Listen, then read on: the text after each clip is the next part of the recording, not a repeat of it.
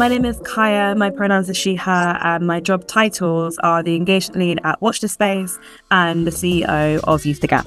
Day-to-day at WatchThisSpace looks like very different every day. So one day I could be doing things like analysing data and doing reports and analysing kind of like the social characteristics within that data and able to essentially find and demonstrate what those findings are.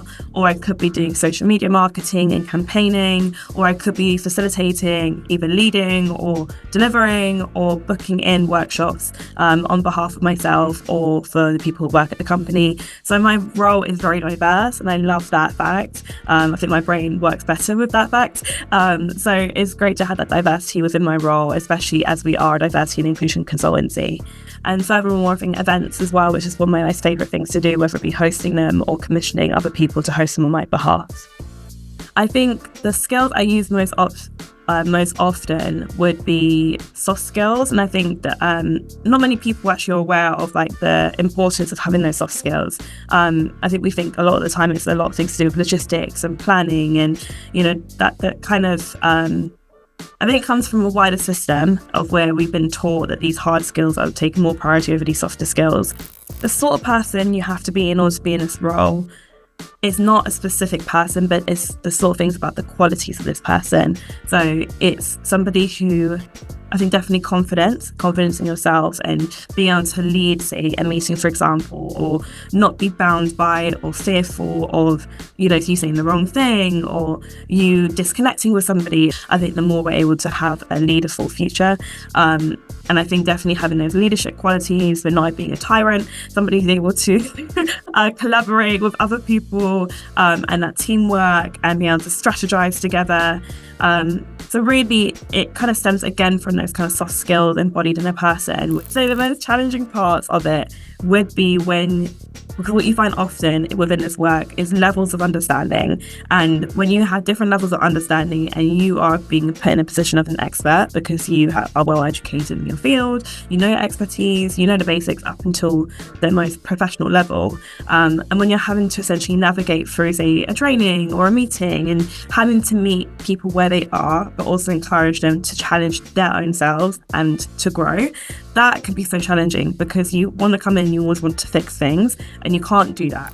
Yeah, so the best bits about working in the field, I love it when you see somebody click and they get it, and be able to see that self-actualization and realization and being like, okay, that makes sense, or being able to break through a preconception that they had or an assumption that they had, or being with them at their most vulnerable moments, and this work hits them hard and they think, actually, this has directly impacted me, or maybe you actually may be somebody who's been harmed by other people's actions.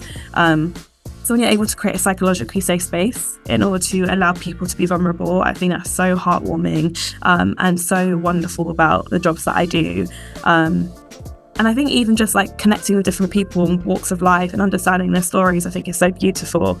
My pathway to where I am now is non-traditional. So I started off at Long Hill, and then I left Long Hill and I went on this kind of whole education hiatus, if you'd like, where I decided to self-educate and I wanted to learn about the very gaps that I saw within the education system, or decided to question why teachers are doing certain things or why there were certain comments made by other students, and I wanted to understand that. So I went on a whole hiatus in the summer, reading books, watching documentaries, and that's how I kind of became an activist in that respect.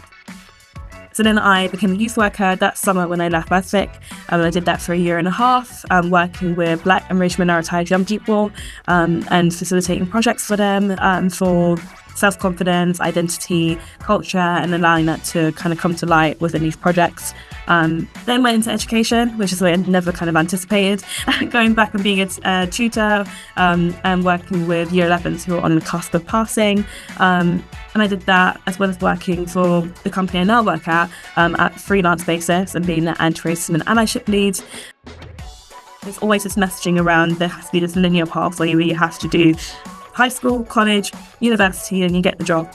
It's not linear. In fact, I speak to a lot of people who went to uni and they're now searching for jobs and they deeply regret it. So it's not to say that don't go to uni because you'll regret it, but more think about your own pathway and what you want to be doing and how you can facilitate those dreams, and think about will uni help you on that pathway, rather than you thinking, I need to go to be validated in order to get this degree.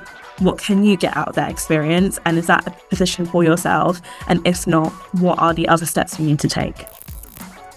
So I think there have been challenges, but I think because of I've been so persistent and so determined, and no matter what, it's the sort of thing where I just see it as like a puzzle that I'm able to kind of like piece together and I'm able to solve, really. And when I had that approach, I don't let it become a barrier that means I have to push against. It's rather, okay, here's a challenge that I know I can push through.